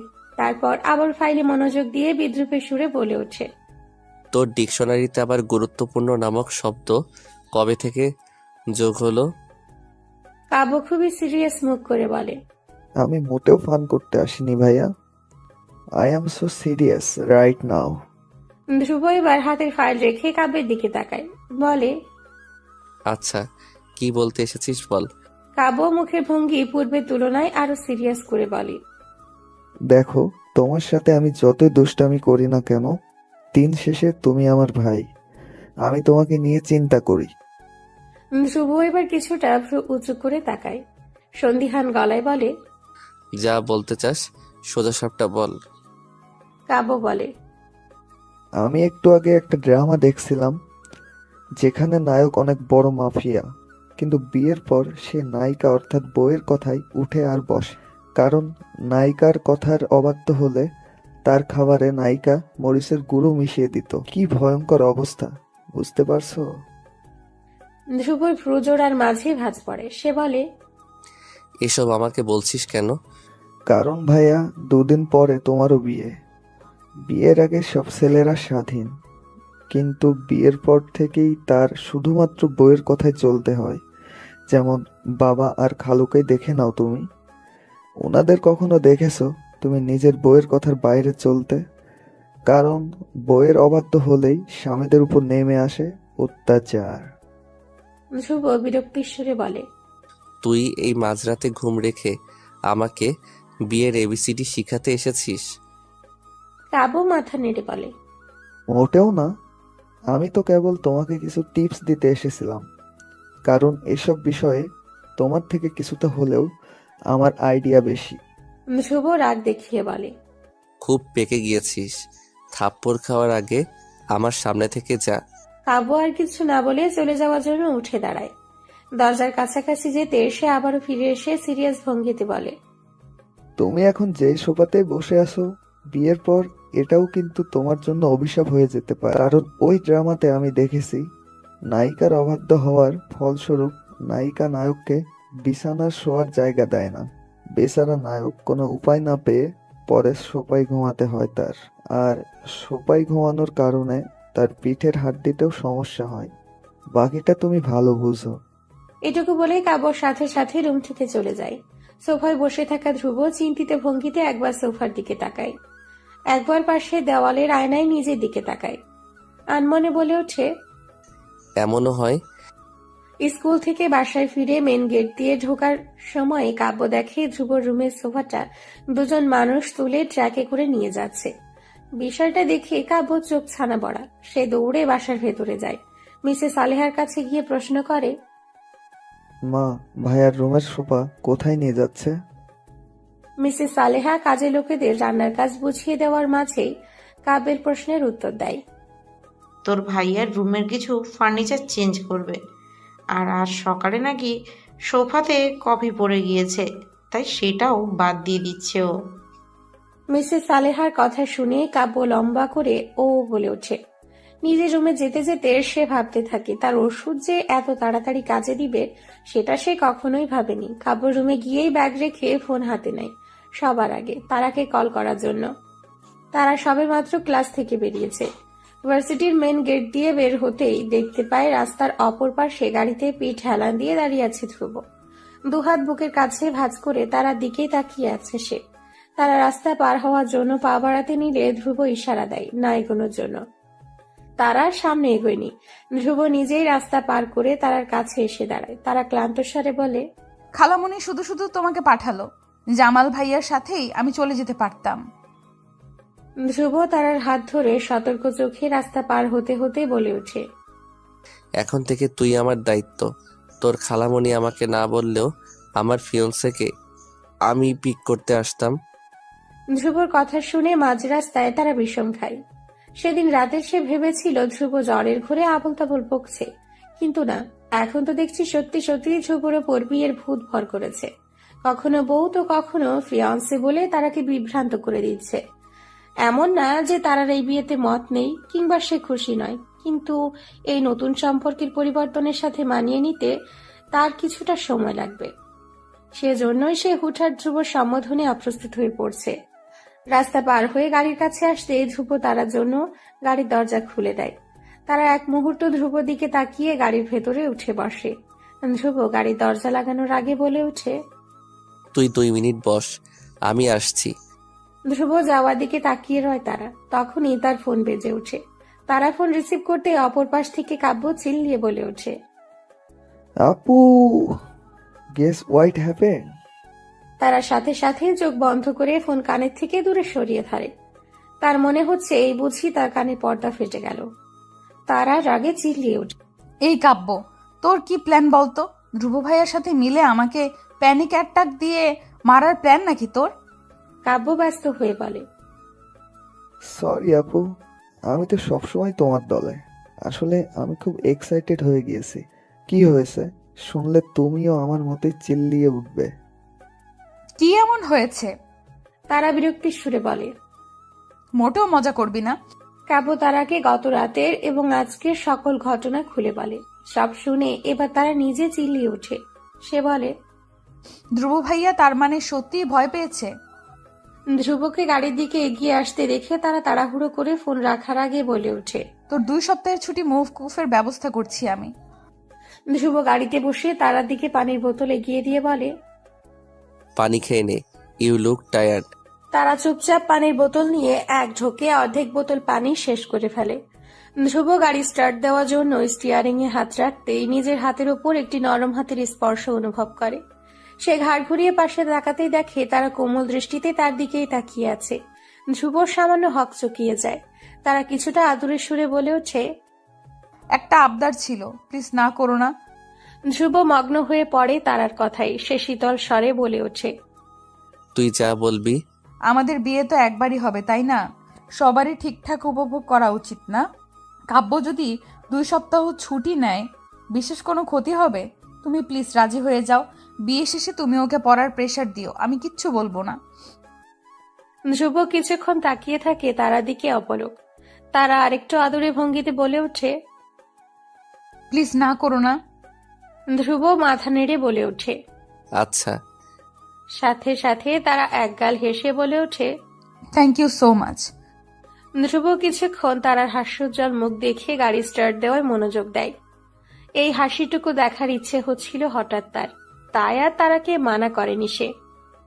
বিয়ের দিন প্রায় ঘনিয়ে এসছে। কাল সন্ধ্যেয় ধ্রুব আর তারার হলুদ। সব শপিং 2 দিন আগেই শেষ। অনিমাকেও নিজের বিয়ে উপলক্ষে তারা নিজের বাসায় নিয়ে এসছে। রাতে অনিমাকে হঠাৎ ঘুম থেকে টেনে তুলে তারা। অনিমা ঘুমো ঘুমো চোখে তারাকে বলে, দোস্ত প্লিজ ঘুমাতে দে। উঠ না অর্নি, প্লিজ। অনিমায় রাগ হয়, বিরক্ত মিশ্রিত কণ্ঠে বলে, তুই তো বিয়ের জন্য নিজের সাইয়া পেয়ে গেছিস, আমাকেও একটু ঘুমিয়ে চেহারা সুন্দর করতে দে। না হয় তোর বিয়েতে হ্যান্ডসাম কোনো ছেলে আমার দিকে ফিরেও তাকাবে না। তারা বলে, কাব্য আমাকে মাত্র কল করেছে। ও বলেছে এই মুহূর্তে ছাদে যেতে, একটা সারপ্রাইজ আছে। অনিমা বালিশ জড়িয়ে ধরে একপাশ ফিরে শুয়ে বলে, তোর এত শখ থাকলে তুই যা, আমি আমার ঘুম বিসর্জন দিয়ে কোথাও যাব না। তারা বিরক্ত হয়।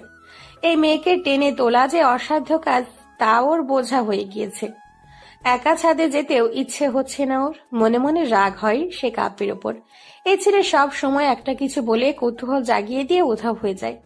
আপাততর জন্য ইচ্ছেকে একপাশে রেখে কৌতূহলকে প্রাধান্য দিয়ে একটা ওড়না গায়ে জড়িয়ে নিয়ে ছাদে যাওয়ার উদ্দেশ্যে চুপচাপ বেরিয়ে পড়ে সে। সবার অগোচরে লুকিয়ে ছাদে আসে তারা। অন্ধকারে স্পষ্ট কিছু দেখা যাচ্ছে না। তারা চোখে মুখে বিরক্তি ভাব ফুটে ওঠে। সে বিড়বিড়িয়ে বলে, কাব্যকে আমাকে এই অন্ধকারের মধ্যে ভূত প্রেতের সাথে প্রেমালাপ করতে ছাদে পাঠিয়েছে নাকি? এটা বলতে বলতেই তারা নিজের হাতে থাকা ফোনের ফ্ল্যাশ লাইট অন করতে ব্যস্ত হয়ে পড়ে। তখনই তার মনে হয় ছাদের অন্য পাশে কেউ দাঁড়িয়ে আছে। তারা ভালো করে তাকাতেই একটি অবয়ব দেখতে পায়। সাথে সাথে সে সতর্ক হয়ে পড়ে। ফোনের ফ্ল্যাশ লাইট অন করে না আর। ভূত প্রেতকে সে ভয় পায় না, কিন্তু তার ভয় অন্য জায়গায়। যদি কোনো চোর অথবা ডাকাত হয়। তারা ছাদের এক কোণে পড়ে থাকা একটা লোহার পাইপ তুলে নেয়। মনে মনে ঠিক করে চোর হোক অথবা ডাকাত, এটা দিয়ে পিটিয়ে মাথা ফাটিয়ে দিবে। সে ধীরে ধীরে সেই অবয়বটার দিকে এগিয়ে যেতে থাকে। মনে মনে পৃথিবীর যত দোয়া শিখেছে সব পড়তে থাকে। অবয়বটার কাছাকাছি যেতে একটা পুরুষালী কণ্ঠ ভেসে আসে। বিয়ের আগে বিধবা হতে চাচ্ছিস নাকি? তারা চমকায়, বিস্মিত স্বরে বলে, ধ্রুব ভাইয়া? সাদা রঙের একটা পাঞ্জাবি পরে ছাদের রেলিং এ হেলান দিয়ে দাঁড়িয়ে আছে ধ্রুব। তার সামনে হালকা হলুদ রঙের থ্রি পিস পরিহিত তারা দুহাত ভাঁজ করে দাঁড়িয়ে আছে। ধ্রুবকে নিজের দিকে তাকিয়ে থাকতে দেখে তারা প্রশ্ন করে, এটা কেমন সারপ্রাইজ? তুমি এত রাতে এখানে কি করছো? মা আর খালামণির দোষ। তারা প্রকুচকে প্রশ্ন করে, মা আর খালামণি আবার কি করলো? ওনারাই তো এই ডিসিশন নিয়েছে যে আলাদা আলাদা হলুদের অনুষ্ঠান করবে। তারা অবাক হয়ে প্রশ্ন করে। এতে দোষের কি আছে? ধ্রুব আর কিছু না বলে হাতের ঘড়ির দিকে একবার তাকায়। 12টার ঘন্টা বেজেছে আরো ঘন্টা খানিক আগে। তার মানে আজ তাদের গায়ে হলুদ। ধ্রুব তারার হাত ধরে ছাদের অপর পাশের কোণে নিয়ে আসে। এই পাশে একটা দোলনা আছে। সেই দোলনায় তারাকে বসিয়ে দিতেই তারা প্রশ্ন করে, প্রশ্নের উত্তরও দিচ্ছ না তুমি। এত রাতে ছাদে কি করে এলে তুমি? আর কাব্য ওকে সারপ্রাইজের কথা বলছিল? দোলনার পাশে রাখা শপিং ব্যাগ থেকে ধ্রুব কতগুলো সাদা রঙের মোম বের করে নেয়। তারপর নিজের পকেট থেকে লাইটার বের করে প্রত্যেকটা মোম জ্বালিয়ে ছাদের বিভিন্ন কোণায় রাখে। মুহূর্তে আধারে দলিয়ে থাকা চারিপাশ আলোয় ঝলমলে হয়ে ওঠে। তারা একবার চারিদিকে দৃষ্টি বুলিয়ে আবারও ধ্রুবর দিকে তাকায়। ধ্রুব শপিং ব্যাগ থেকে একটা কন্টেনার বের করে হাতে নিয়ে তার সামনে এসে বসে। কন্টেনারের মুখ খুলতে তারা দেখে তাতে হলুদ বাটা রয়েছে। ধ্রুব বিনা বাক্য ব্যয়ে কিছুটা হলুদ নিজের হাতে নিয়ে তারপর তারার গালে আলতো করে ছুঁয়ে দেয়। সাথে সাথে তারা চোখ বুজে ফেলে। ধ্রুব বলে, শুভ হলুদ রাত্রি। তারা চোখ মেলে ধ্রুবের দিকে তাকাতেই দুজনের দৃষ্টি মিলন হয়। ধ্রুব এবার সামান্য হেসে বলে, আই গেস আমার ফিউচার ওয়াইফকে সবার আগে হলুদ ছোঁয়ানোর অধিকার শুধু আমার। তারা মুগ্ধ স্বরে প্রশ্ন করে, শুধুমাত্র এটার জন্য তুমি এত রাতে এখানে এসেছো? ধ্রুব মাথা নেড়ে বলে, হ্যাঁ। এটুকু বলেই ধ্রুব একবার তারাকে আপাদমস্তক পরখ করে নিয়ে বলে, সামথিং ইজ মিসিং। তারা প্রশ্নবোধক দৃষ্টিতে তাকালে ধ্রুব হাত বাড়িয়ে তারার হলুদ রঙের ওড়না পিঠের পেছনে দিয়ে নিয়ে মাথায় দিয়ে দেয়। ধ্রুব বলে, এবার পারফেক্ট। তারা সামান্য লজ্জা পায়, কিন্তু সেটা আড়াল করে সে প্রশ্ন করে, এখন কি করবা? ধ্রুব অকপটে পাল্টা প্রশ্ন করে, তুই কি করতে চাইছিস? তারা আগ্রহের সাথে জিজ্ঞেস করে, আমি যা বলবো তাই করবা? তুই বলে দেখ। তারা খুশি হয় ধ্রুবর জবাবে। তার এমনিও ঘুম পাচ্ছে না। কিছুক্ষণ ধ্রুবর সাথে গল্প করে সময় পার করলে খারাপ হয় না। তারা আপন মনে গল্প করে যাচ্ছে। ধ্রুব দোলনার এক পাশে হাতে ভর দিয়ে সেই হাতের মুঠোর ওপর কপাল ঠেকিয়ে এক ধ্যানে তারার কথা শুনে যাচ্ছে। মাঝে মধ্যে হ্যাঁ হুম বলে জবাব দিচ্ছে। অনেকক্ষণ কথা বলার পর আচমকা তারা কথা থামিয়ে ধ্রুবর দিকে তাকায়। ধ্রুবকে নিজের দিকে তাকিয়ে থাকতে দেখে সে লজ্জা পায়। তাড়াতাড়ি উঠে দাঁড়িয়ে সে বলে ওঠে, অনেক রাত হয়েছে, এখন যাও তুমি। ধ্রুব উঠে দাঁড়িয়ে আচ্ছা বলে। তারা ব্যস্ত পায়ে ছাদ থেকে চলে যাওয়ার জন্য পা বাড়িয়েও আচমকা কিছু একটা ভেবে আবারও ফিরে আসে। ধ্রুব তারাকে ফিরে আসতে দেখে প্রশ্নবোধক দৃষ্টিতে তাকিয়ে প্রশ্ন করে, কি? তারা কিছু না বলে দোলনার ওপর থাকা হলুদের কন্টেনার থেকে কিছুটা হলুদ তুলে ধ্রুবর গালে মাখিয়ে দিয়ে পালিয়ে যেতে চায়। কিন্তু তার আগেই ধ্রুব তার এক হাত ধরে টেনে নিজের কাছে নিয়ে আসে। তারা দুই হাত ধ্রুবর বুকে গিয়ে থাকে, যার কারণে তার হাতের হলুদ ধ্রুবর পাঞ্জাবিতে লেগে যায়। ধ্রুব ভ্রু কুঁচকে প্রশ্ন করে, পালাচ্ছিস কেন? তারা ইচ্ছে করে আদুরে মুখভঙ্গি করে বলে, সরি। এটুকু বলে তারা ঠোঁট উল্টে তাকিয়ে থাকে ধ্রুবর দিকে। ধ্রুবর কপালের ভাঁজ সোজা হয়ে আসে। সে তারার হাত ছেড়ে দেয় ধীরে ধীরে। সাথে সাথে তারা হাতে থাকা অবশিষ্ট হলুদটুকু ধ্রুবর গালে মেখে দিয়ে হেসে সেখান থেকে দৌড়ে পালায়। আচমকা তারার এমন কাণ্ডে ধ্রুব কিছুক্ষণ অবাক হয়ে তার যাওয়ার দিকে তাকিয়ে থাকে। পরপরই সে এক হাতে নিজে চুল ঠিক করতে করতে সামান্য হেসে ওঠে। নিজের রুমে ফিরে এসে তারা দরজা লাগিয়ে আয়নার সামনে গিয়ে দাঁড়ায়। তার মাথায় এখনো ধ্রুবর টেনে দেওয়া ওড়না এবং গালে ধ্রুবর ছোঁয়ানো হলুদ আছে। তারা চোখের সামনে ধ্রুবর চেহারা ভেসে ওঠে আবার। সে হেসে মনে মনে বলে ওঠে, বিয়ের জন্য রাজি হওয়ার ডিসিশন এতটাও খারাপ ছিল না। সাদা শাড়ি এবং হলুদ গোলাপের গয়না পরে বসে আছে তারা। হাতে সদ্য লাগানো মেহেদির এক কোণে ধ্রুবর নামটা আর চোখে দেখছে। সম্পূর্ণ ছাদ রং বেরঙের ফুল দিয়ে সাজানো হয়েছে। সকলেই নাচ গান হই হুল্লোড়ে ব্যস্ত। ইতিমধ্যে ধ্রুবর বাসা থেকে হলুদ নিয়ে এসেছে মিসেস সালিহা ও কাব্য। হলুদ লাগানোর পর্ব শেষ হতেই অনিমা এক ফাঁকে এসে তারার পাশে বসে বলে, দোস্ত, এই নাহিদ অসভ্য এখানে কি করছে? কথাটা বলার সময় অনিমা ছাদের এক কোণে দাঁড়িয়ে থাকা নাহিদের দিকে গরম চোখে তাকিয়ে থাকে। তারা সান্ত্বনার ভঙ্গিতে বলে ওঠে, ডিপার্টমেন্টের সবাইকে দাওয়াত দেওয়াই হয়েছে, কিন্তু তোর সাথে ব্রেকআপ হওয়া সত্ত্বেও যে ও এখানে এসে পড়বে সেটা আমি আশা করিনি। অনিমার আগে দাঁত চিবিয়ে বলে, বিশ্ব বেহায়া কোথাকার, সুমাইয়ের সাথে মিলে আমার উপর চিট করার পরও এর এত সাহস যে আমার সামনে আসে। খালি যদি এখন তোর বিয়ের অনুষ্ঠান না হতো, আমি অসভ্যকে ছাদ থেকে ধাক্কা মেরে ফেলে দিতাম। বাদ দে, ওকে ইগনোর কর। তাদের কথার মাঝখানে কাব্য এসে তাদেরকে টেনে নিয়ে যায় নাচের জন্য। সাউন্ড বক্সে মেহেন্দি লাগা কি রাখনা গানটা বাজছে। তার সাথে তাল মিলিয়ে তারা, অনিমা, কাব্য ও তারা দাদুর বাসার পক্ষের কিছু কাজিনেরা নাচানাচি করছে।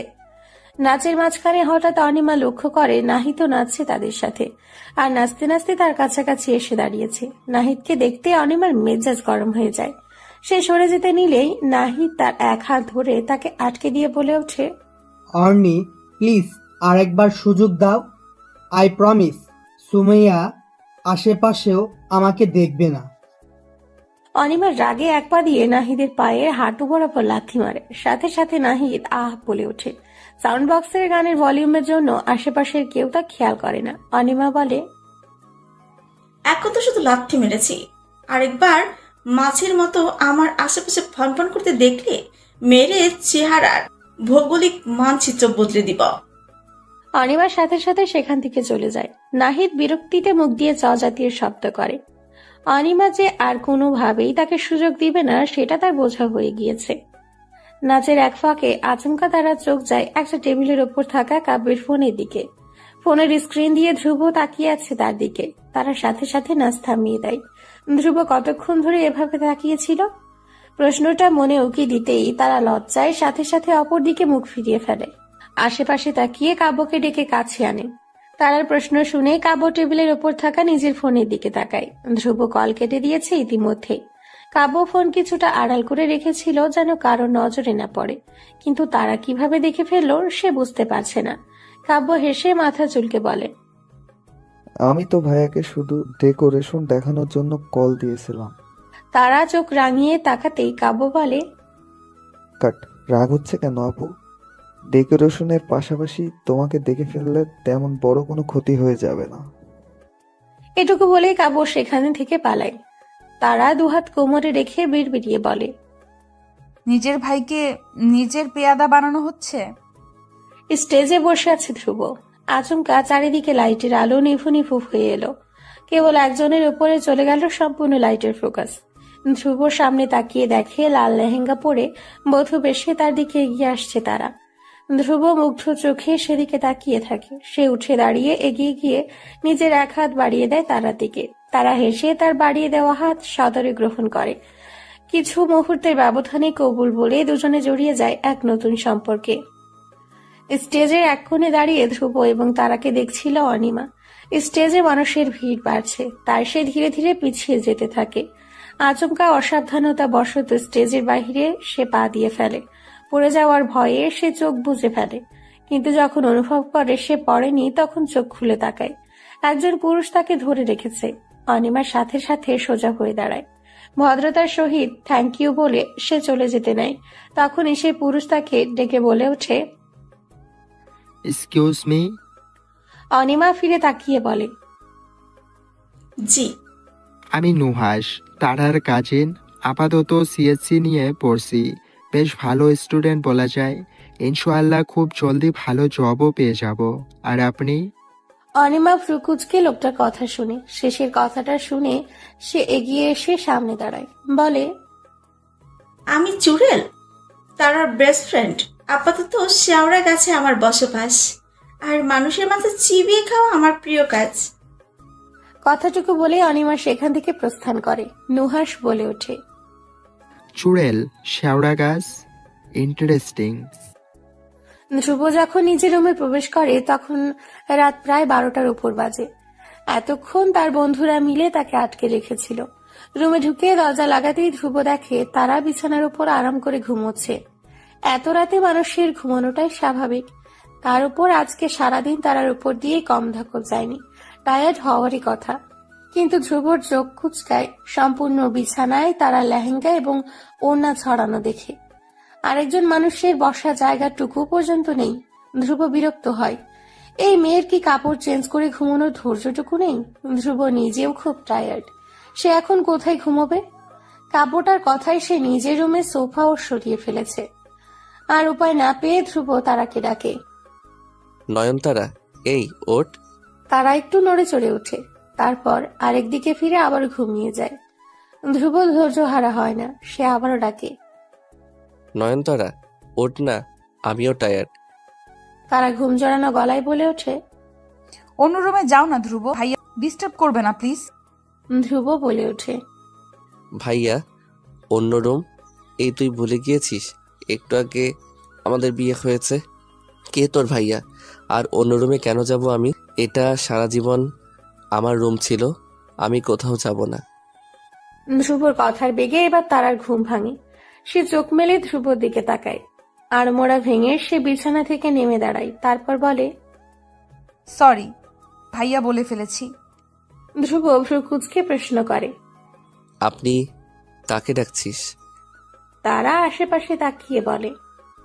এই রুমে আপনি ছাড়া আর কেউ আছে?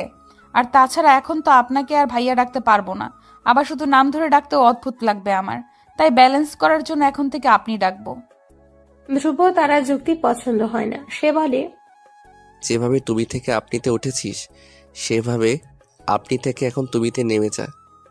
তারা ভ্রু কুঁচকে ধ্রুব দিকে তাকায়, তারপর গলায় বিরক্তি নিয়ে বলে। মানুষ জীবনের উপরে ওঠার পরামর্শ দেয় আর আপনি আমাকে নিচে নামার পরামর্শ দিচ্ছেন Dhruv? That's totally strange. Dhruv কপট রাগ দেখিয়ে বলে। কানের নিচে দেবো একটা, মুখে মুখে তর্ক করবি না একদম। তারা কোমরে হাত রেখে 2 কদম এগিয়ে এসে বলে। এই যে মিস্টার, আমি কোনো বাংলা সিনেমার সাবানা না, তাই আপনার ধমকি আপনার পকেটে রাখুন আর আমার থেকে দূরে থাকুন। এবার ধ্রুব তারার দিকে 1-2 কদম করে এগিয়ে আসতে আসতে বলে। কাছে তো আসিনি, দূরে কিভাবে যাব? তারা অপ্রস্তুত হয়ে পড়ে। সে সাথে সাথে সেখান থেকে সরে যায়। এগিয়ে গিয়ে বেডসাইড টেবিল থেকে একটা ক্রিম বের করে এনে ধ্রুবর হাতে দেয়। ধ্রুব প্রশ্ন করে। এটা কি?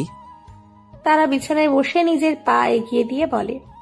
হিল আর এত হেভি লেহেঙ্গা ক্যারি করে আমার পা অনেক ব্যথা করছে, তাই আপনি এত সুন্দর করে বসে বউ সেবায় মন দিন।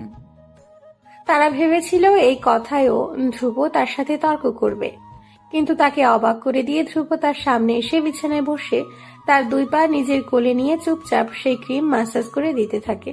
ম্যাসাজ করা শেষ হতেই ধ্রুব উঠে গিয়ে ক্রিম রেখে দেয়। তারা এবার 1 হাত বাড়িয়ে দিয়ে বলে। আমার সালামি দেন এখন। কিসের সালামি? খালামুনি আমাকে বলেছে বিয়ের দিন রাতে নাকি নতুন বউয়ের চেহারা দেখে তাকে কোনো গিফট দিতে হয়। ধ্রুব তারার পাশে এসে বসতে বসতে বলে। বুঝ হওয়ার পর থেকে তো এই এক চেহারাই দেখেছি, এর জন্য আবার কিসের গিফট দিব? তারা চোখ রাঙিয়ে তাকায়। ধ্রুব সাথে সাথে হেসে দেয়, বলে। বারান্দায় চল। তারা মুখ ভার করে বসে আছে। ধ্রুব এবার উঠে তারার হাত ধরে টেনে তাকে বারান্দায় নিয়ে দাঁড় করিয়ে বলে। ওয়েট কর, আমি আসছি। কিছুক্ষণের মধ্যেই ধ্রুব হাতে করে একটা লম্বা খাম নিয়ে বারান্দায় আসে। তারা ভ্রু কুঁচকে প্রশ্ন করে। এটা কি? ধ্রুব তারার দিকে খাম এগিয়ে দিয়ে বলে। নিজেই দেখে নে। তারা ধ্রুবর কথা মতো খাম খুলে ভেতর থেকে একটি কাগজ বের করে। সাথে সাথে সে বিস্ময়ে মুখে হাত দিয়ে ফেলে। ধ্রুব হেসে বলে ওঠে। নয়নতারার জন্য আকাশ থেকে তারা এনে দিতে না পারলেও আকাশের এক তারা তার নামে করে দেওয়ার সামর্থ্য আছে আমার। তারা বিস্ময়ের সুরে বলে। এটা সত্যি? হ্যাঁ, দেখ, এটা অফিসিয়াল ইন্টারন্যাশনাল স্টার রেজিস্ট্রি হতে রেজিস্টার করা। ধ্রুব আর কিছু বলার আগে তারা এসে তাকে জড়িয়ে ধরে। সে এরকম কিছু ধ্রুব থেকে এক্সপেক্টই করেনি। তারা বলে। এটা আমার লাইফে পাওয়া best gift, thank you so much. Dhruv হেসে 2 হাতে তারাকে জড়িয়ে ধরে বলে। এখনো আরো 2টো গিফট বলিনি আমি। তারা মুখ তুলে তাকায় ধ্রুব দিকে, প্রশ্ন করে। আর কি? দ্বিতীয়ত, তুই আমাকে পেয়েছিস, কিন্তু এটার জন্য আমাকে থ্যাংক ইউ বলতে হবে না, কারণ আমি তোর ভাগ্যে ছিলাম বলেই আমাদের বিয়েটা হয়েছে। তারা হেসে বলে, আপনাকে আমার জন্য আল্লাহ নির্ধারণ করছেন, আর সেটার জন্য আমি ওনার কাছে কৃতজ্ঞ। এখন বলুন, লাস্ট গিফট কি? ধ্রুব তারা চোখের দিকে কিছুক্ষণ তাকিয়ে রয়, তারপর স্পষ্ট স্বীকারোক্তি দেয়। I love you. তারা চোখে খুশি এবং মুগ্ধতা দেখা যায়। সে প্রশ্ন করে, কবে থেকে? হয়তো আরো আগে থেকেই, যখন থেকে আমাদের বিয়ের কথা শুরু হয়, কিন্তু রিয়েলাইজ আজ করলাম যখন অফিসিয়ালি তোকে নিজের বউ হিসেবে দেখলাম। তারা এবার বলে, আই লাভ ইউ টু। ধ্রুব একগাল হেসে তারার কোমর জড়িয়ে কিছুটা নিজের কাছে এনে প্রশ্ন করে, কখন বুঝলি?